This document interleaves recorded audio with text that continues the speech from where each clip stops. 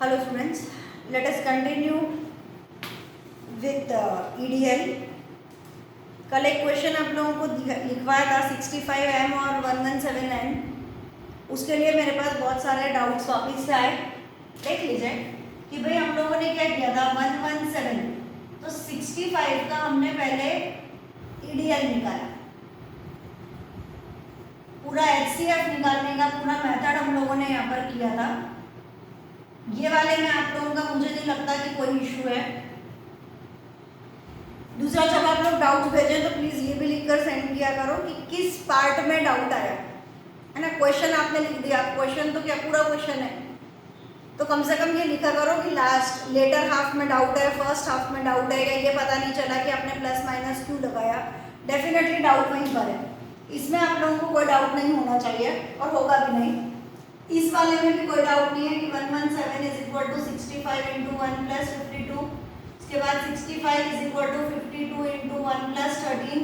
इसके बाद 52 is equal to 13 into 4 plus 0. Question था कि 65M और 117N की वैल्यू निकालिए. ऐसे ही कुछ क्वेश्चन चल रहा है. आपको मैंने बोला कि आपको ये पार्ट तो लेना ही नहीं, और दूसरा बोला है express it's HCF in this term. इसका मतलब HCF की वैल्यू इस टर्म में हमें कन्वर्ट करनी है. HCF कौन है? 13. लास्ट वाला नहीं लेना है, सेकंड लास्ट लीजिए. 13 इज इक्वल टू 65 माइनस 52. ये 13 इज इक्वल टू, इसको इधर भेजिए, 65 माइनस 52. ये 13 एज इट इज रहेगा. 65 मेरे काम का है, चाहिए मुझे यहाँ पे 65. अब 52, ये वाला 52 कितना हो गया? It is 117 minus 65. Bracket open करिए. कहना हमें यहाँ तक भी डाउट नहीं था, तो लिखकर भेजना चाहिए कि यहाँ तक डाउट है या नहीं है. 65 माइनस 117 प्लस 65. अब 65 प्लस 65 मतलब 2 बार 65. उसके बाद माइनस 117. खाली मेरे से गलती ये हो गई कि मैंने आपको यहाँ -1 लिख दिया. अगर मैं नहीं लिखती तो आपको डाउट्स भी नहीं आते. ये हो गया. अब लिखिए, compare it with HCF is equal to 65M plus 117N. यहीं पर लिख दो कंपैरिजन. तो HCF की जगह 13 है, 65 की जगह 65 है. क्या बचा? M is equal to 2. ये काम भी खत्म हो गया. 117 की जगह 117 है, ये भी पता चल रहा है. लेकिन प्लस की जगह माइनस है और n की जगह खाली है. तो पहली बात, मुझे यहाँ पे प्लस होना चाहिए, और माइनस लाने के लिए अब क्या करूं, तो मैंने खाली क्या कर दिया, -1. तो ये कल मैंने आपको स्टेप लिख कर दी थी कि 2 इंटू 65, 2 इंटू 65, फिर मैंने लिखा था प्लस -1 इंटू 117, क्योंकि मुझे मेरे आंसर के लिए प्लस चाहिए, तो यहाँ प्लस होना चाहिए. और कोई नंबर नहीं है. अब मैं 117 को मल्टीप्लाई कैसे करूं, तो मैंने मल्टीप्लाई कर दिया बाय -1. तो -1 इंटू 117 इज -117. तो मेरे पास आंसर आ गया n इज इक्वल टू 2 और n इज इक्वल टू -1. खाली आप लोगों को कंपैरिजन करना समझ में आना चाहिए. बाकी मुझे नहीं लगता कि कोई और इतना इशू था. चलिए नेक्स्ट क्वेश्चन लिखिए.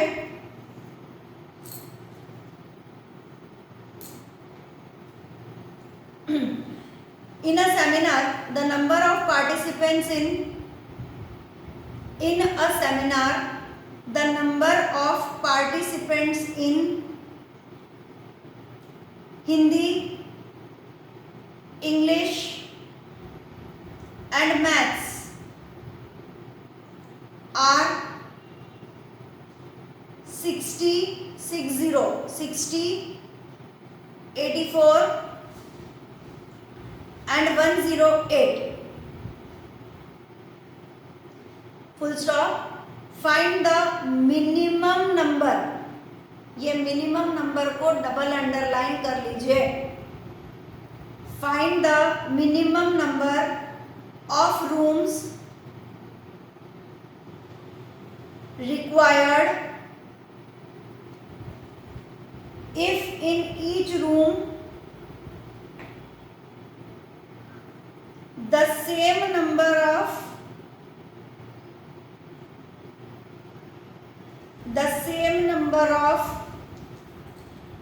participants are to be seated।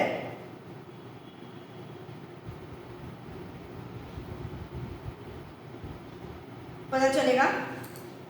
हमें क्वेश्चन में दे रखा है कि हिंदी, इंग्लिश और मैथ्स के हमारे पास में कुछ स्टूडेंट्स हैं। गिनती हमें दे रखी है कि हिंदी कितना जने पढ़ रहे हैं, इंग्लिश कितने पढ़ रहे हैं और मैथ्स कितने पढ़ रहे हैं। Hindi 60, English 84 and maths is 108।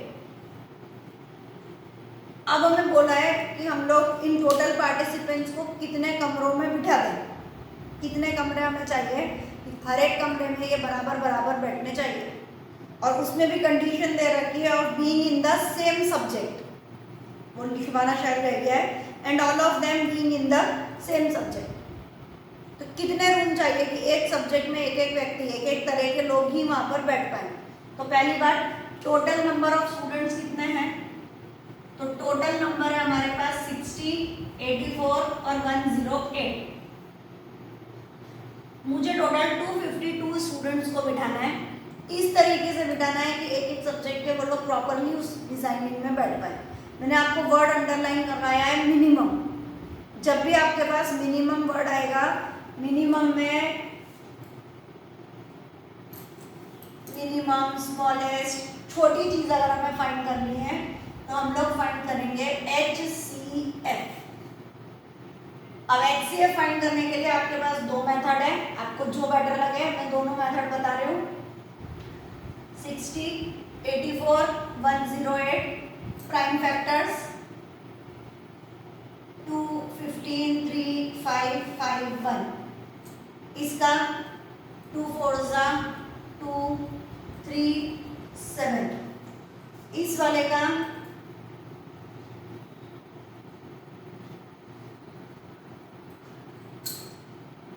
ठीक है।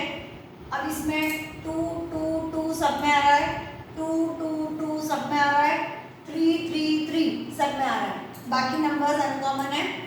तो HCF 2 2 4 3 12। ये आपका एक मेथड होता है HCF फाइंड करने का। दूसरा मेथड EDL सीखा हमने, वो वाला देख लेते हैं। आपको जो बेटर लगे वो आप इस क्वेश्चन के लिए अप्लाई कर सकते हैं, ये आपकी खुद की चॉइस है। ये रब कर रही हूँ मैं। HCF 12 आ गया है, बट फिर भी हम एक और मेथड ले रहे हैं जिससे ये लगे कि हाँ भाई दोनों मेथड में से आप कुछ भी अप्लाई करिए। 84 अंदर, 60 बाहर, 61 सा 60, 24 बाहर, 60 अंदर, 2 सा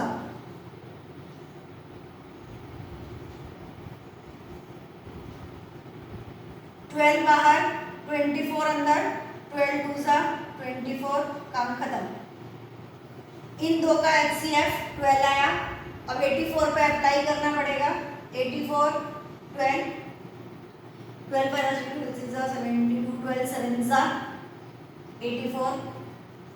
डेफिनेटली HCF कितना आ गया 12। तो आप चाहे वो फैक्टराइजेशन वाला मेथड करिए, चाहे EDL वाला मेथड करिए, आपका आंसर 12 आ चुका। अब मिनिमम नंबर ऑफ रूम, बच्चे कितने हैं 252। तो 252 स्टूडेंट्स को हर एक कमरे में हम 12 बच्चे बिठाएंगे, है ना। कितने बच्चे बिठाएंगे, तो जितना HCF आया उतने बच्चे हम बिठाएंगे। तो एक कमरे में 12 बच्चे बैठेंगे। टोटल बच्चे हैं 252, डिवाइड करिए। 12 2 सा 24, 12 1 सा 12। We require 21 rooms.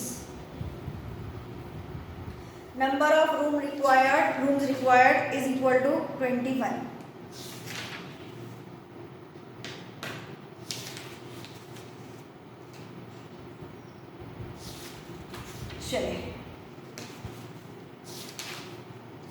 नेक्स्ट लेते हैं।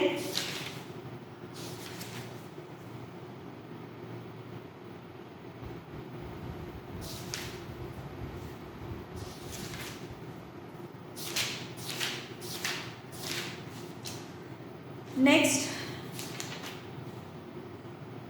बन गया भैया, sorry. 3 sets of English, Hindi and Maths books have to be stacked in such a way that all books, अच्छा सॉरी लिखवाना है मुझे, क्वेश्चन लिखे 3 sets of English, Hindi and Maths books have to be stacked, arrange करना है हमें उन्हें अलमारी में, have to be stacked in such a way that all the books are stored topic wise and the height of each stack is same. Topic wise arrange होनी चाहिए और हर एक स्टैक, वो जो अलमारी का जो खांचा रहेगा, स्टैक रहेगा, उसकी हाइट भी सब में सेम है। The number of English books is 96। English की बुक हमारे पास दे रखी है 96।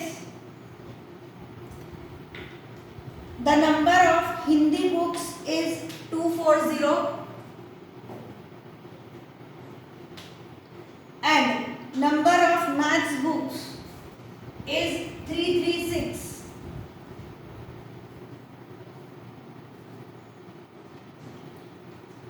Full stop. Assuming that the books are of same thickness,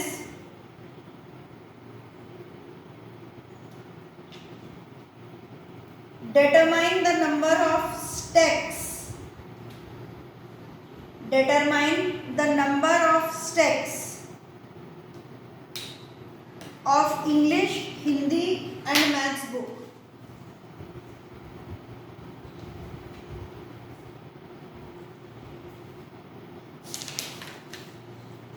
वापिस डेफिनेटली कम से बुक्स हमारे पास अरेंज होनी चाहिए।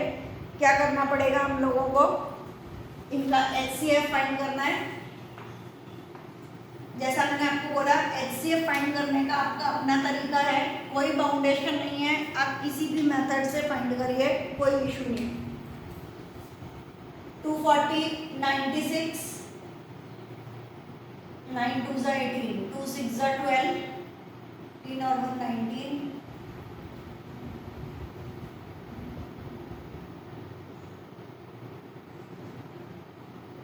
48 बाहर, 96 अंदर, 2 96। फाइनल इसका आंसर आया HCF इज इक्वल टू 48। अब इस 48 से 336 को डिवाइड करते हैं। 6 7 8 नहीं, 6 8 ज़ा 48, 7 4 ज़ा 28। देखते हैं 7 से करके हो जाए तो 7 8 ज़ा 56 हो ही गया। 7 8 ज़ा 56, 7 4 ज़ा 28 और 5। Final answer HCF is equal to 48। यहाँ तक हो गया। अब हमें क्या करना है, इंग्लिश की बुक्स के कितने स्टैक्स लगाएं। तो इंग्लिश की बुक टोटल हमारे पास में है 96। कम से कम अरेंज कितनी कर सकते हैं, कम से कम एक स्टैक में 48 बुक्स अरेंज होगी। तो 96 अरेंज करने के लिए कितने स्टैक्स चाहिए पता चलेगा। एक स्टैक में 48 बुक्स, तो 96 के लिए कितने, तो 96 अपॉन 48 कितने स्टैक्स, 2 स्टैक्स में इंग्लिश की बुक्स जम जाएगी। अब हिंदी की बुक के लिए 240 अपॉन 48, 12 4 ज़ा 48।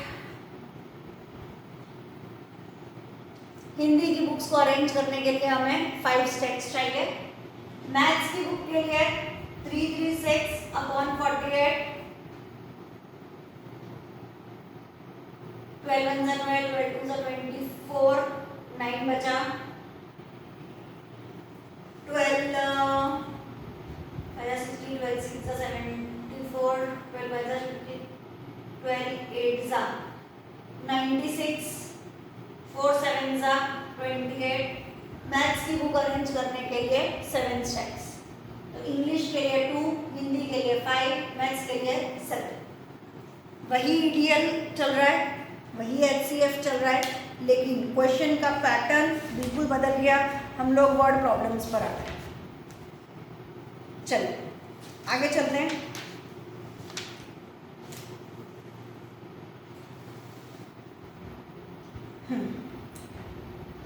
क्वेश्चन लिखिए। ये वाले क्वेश्चन इंपॉर्टेंट रहेगा। इस पैटर्न के बहुत सारे क्वेश्चंस आपको आरडी में मिलेंगे। Find the largest number, find the largest number which divides 245, 245 and 1029,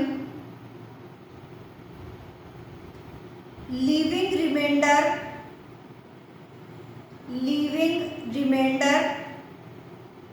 5 in each case। हमें लार्जेस्ट नंबर ढूंढना है। जब हम 245 और 1029 को डिवाइड करें तो 5 इन ईच केस हमारे पास में बचना चाहिए। रिमाइंडर बचा है तो रिमाइंडर बचना ही नहीं चाहिए। रिमाइंडर बचा है मतलब हम एचसीएफ ढूंढ ही नहीं सकते। हमारे पास आंसर 0 आता है तभी हम एचसीएफ ढूंढते हैं। तो हमें बोला है कि 245 में 5 रिमाइंडर है तो 5 कम कर दो, नंबर क्या बचा 240। ऐसे 1029 में भी 5 रिमाइंडर है तो नंबर कितना बचा 1024। अब इन दोनों का क्या फाइंड करना है? हम लोग फाइंड करेंगे HCF 1024 240। 5 से करके देखें। 5 0 0, 5 4 20, नहीं चलेगा। 4 से कर दें। 4 0 0, 4 4 16, 4 2 8 और 1 9।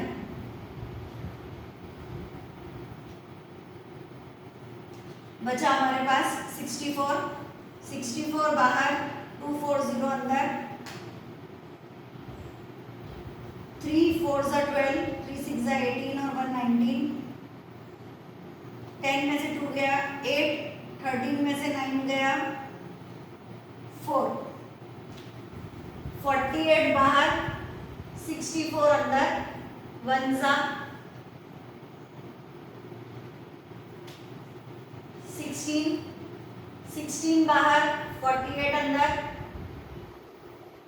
16 3 जा 48। फाइनल आंसर हमारे पास में बचा 16। यही आपका आंसर है।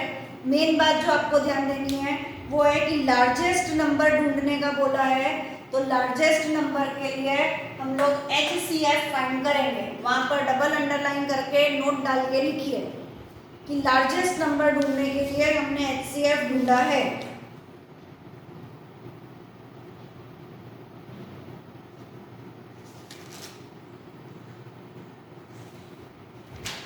जब आपका कंप्लीट हो जाए फिर अपन लोग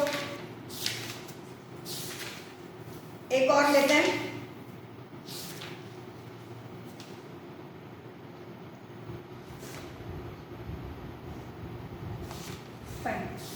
नेक्स्ट हम लोग लेते हैं कि फाइंड द लार्जेस्ट नंबर। अब इसको मैं पूरा सॉल्व करके नहीं दूंगी, आप लोग अपने आप सॉल्व करेंगे। मैं खाली मेथड बता रही हूँ। Find the largest number, again largest number ढूंढना है मतलब HCF ढूंढना है। Find the largest number that will divide 398, that will divide 398, 436 and 542 and 542, leaving remainder 7, 11 and 15 अलग अलग रिमाइंडर दे दिए। तो अब क्या करेंगे, 398 माइनस 7 391, ऐसे ही दूसरा 436 माइनस 11 425 और 542 माइनस 15 इट इज 527। इन तीनों नंबर्स का आप एचसीएफ निकालेंगे, जो आंसर आएगा वो आपका, मतलब जो भी आएगा वो आपका फाइनल आंसर है। ठीक, आगे बढ़ते हैं।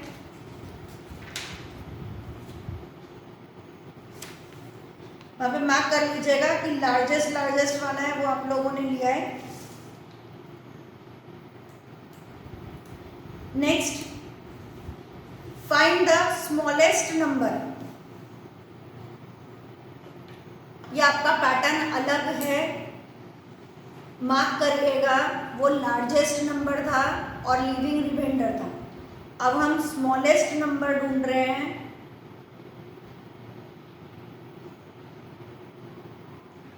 फाइंड द स्मॉलेस्ट नंबर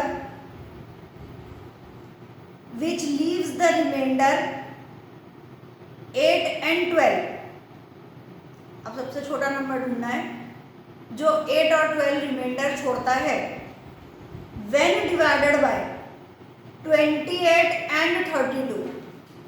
यहाँ पे कैसा था कि इस नंबर को हम डिवाइड कर रहे हैं। यहाँ पे क्या बोला है कि एक नंबर ढूंढिए जिसको हम 28 या 32 से डिवाइड करें, सॉरी 30 से डिवाइड करें, नहीं क्या है, हाँ 32 है सर। एक नंबर ढूंढिए जिसको अगर हम 28 का 32 से डिवाइड करें, then it leaves the remainder. इससे डिवाइड करोगे तो 8 रिमाइंडर बचेगा और इससे डिवाइड करोगे तो 12 रिमाइंडर बचेगा। पता चलता है? हम लोगों को ये नंबर ढूंढना है और उन्होंने वर्ड यूज किया है फाइंड द स्मॉलेस्ट नंबर। यहाँ पर कैसा था कि नंबर को डिवाइड कर रहे हैं तो वो रिमाइंडर दे रहा है, यहाँ पे नंबर गायब कर दिया। ये नंबर हमें ढूंढना है और ये बता दिया कि इससे डिवाइड करोगे तो इतना बचेगा, इससे डिवाइड करोगे तो इतना बचेगा। यहाँ कैसा दिया था कि ये नंबर है, ये इतना रिमाइंडर देता है, हम कैसे डिवाइड करें। ये नंबर इतना रिमाइंडर देता है, कैसे डिवाइड करें। और डिवाइड करने का तरीका था फाइंड द लार्जेस्ट नंबर जो इन तीनों को डिवाइड करे। तो तीनों को डिवाइड करने के लिए हमने क्या ढूंढा, highest common factor, that is HCF. इस वाले क्वेश्चन में हमें नंबर ढूंढना है। हमें बोला है इससे डिवाइड करोगे तो रिमाइंडर है, इससे डिवाइड करोगे तो रिमाइंडर है। फाइंड द नंबर, एक ऐसा नंबर जो इन दोनों से डिवाइड हो सकता है और अलग अलग रिमाइंडर हमें दे रहा है। तो हमें ये स्मॉलेस्ट नंबर ढूंढने के लिए हम लोग एलसीएम ढूंढेंगे। पैटर्न बदल गया है, समझिए। 28 और 32 का एलसीएम ढूंढना है। एलसीएम ढूंढने के लिए आप साथ में कर सकते हो, जो भी आप लोगों को आता हो, मुझे नहीं मालूम। एलसीएम ढूंढना तो आता होगा। 2 1 4 16, 2 7 14, 2 8 16, 7 डायरेक्ट लिख देते हैं 8।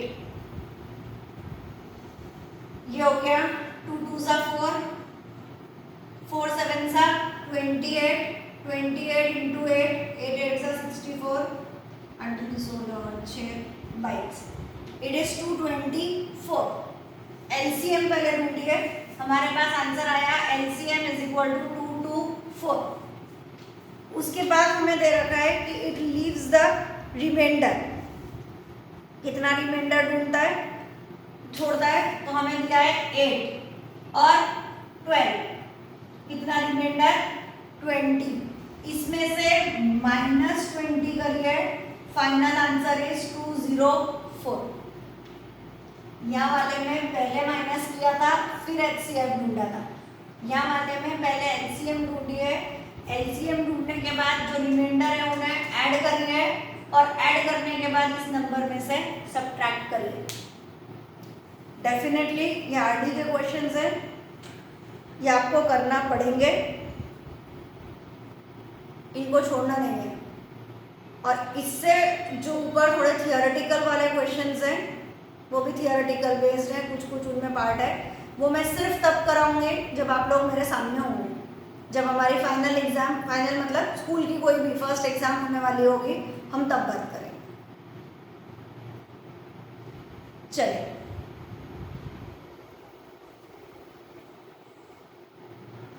नेक्स्ट एक लिखिए, determine the number nearest to 1,10,000. Determine the number nearest to 1,10,000.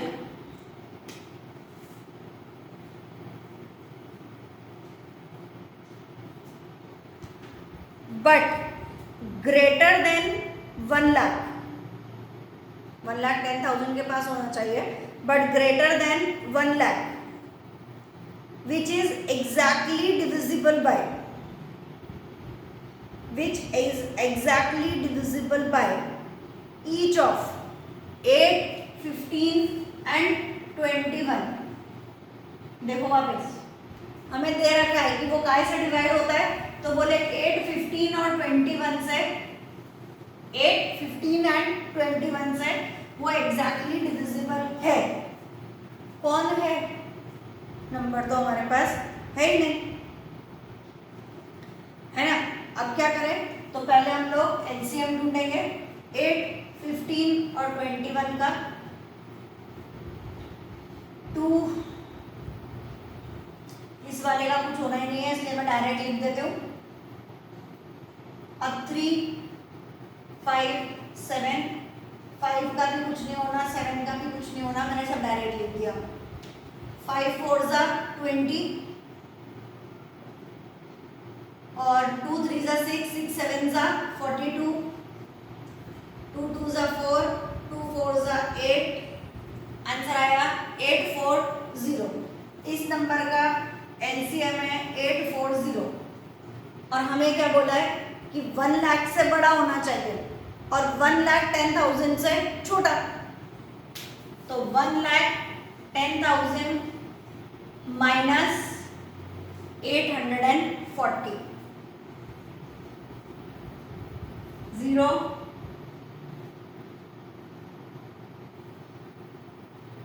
10 में से 4 गया 6, 9 minus 8 1, 9 0 1, it is 1 lakh.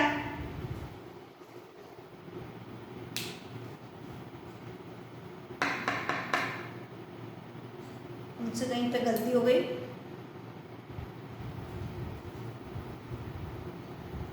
LCM लेने में कुछ मिस्टेक हो गई क्या? आंसर नहीं आया मेरा, माइट भी मुझसे कहीं पे गलती हुई होगी। 8 3 5s are 15, 3 7s are 21, 3 5 7, 8 5s are 40, 8 5s are 40, 3 7s are 21,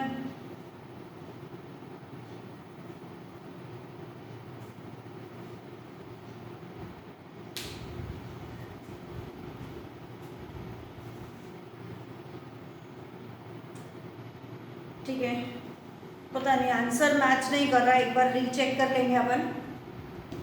answer में कुछ इशू है, देखते हैं। माइट भी मेरे कैलकुलेशन में कुछ रॉन्ग होगा, पर अभी मुझे पता नहीं चल रहा। चलिए नेक्स्ट कैलकुलेशन एक बार चेक कर लेना, मेथड यही है। चलिए नेक्स्ट आप लोग होमवर्क लेंगे, find the greatest number of 6 digit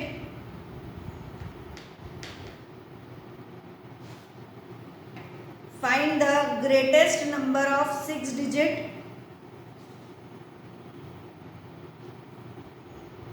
which is exactly divisible by 24, 15 15 and 36। Same आप लोग एलसीएम निकालेंगे और 6 डिजिट का सबसे बड़ा नंबर यानी 1 2 3 4 5, अच्छा सबसे बड़ा नंबर 999999, 6 डिजिट का सबसे बड़ा नंबर, इसमें से आप उस एलसीएम को माइनस कर देंगे। करना यही है और डेफिनेटली मेरे एलसीएम में कुछ इशू हुआ है, मुझे नहीं पता चल रहा कि मैंने क्या गलत कर दिया, पता नहीं, आप लोग देख लेना, सॉल्व कर लेना। इस वाले का आंसर 109 और हो सकता है बुक का गलत हो, मुझे नहीं मालूम, माइट भी बुक का एरर भी हो सकता है और मेरा कैलकुलेशन भी हो सकता है, अभी इच्छा नहीं है चेक करने की। इस वाले में आप लोगों को 24, 15 और 36 का एलसीएम निकालना है और इसमें से माइनस कर देना है, आंसर आ जाएगा। ठीक, होपफुली हम लोगों ने ऑलमोस्ट सारे पार्ट्स इसके अंदर से कवर कर लिए हैं। अगर मुझे कुछ लगेगा बाकी है तो मैं एक क्लास और लूँगी, अदरवाइज हम लोग नेक्स्ट चैप्टर स्टार्ट करेंगे।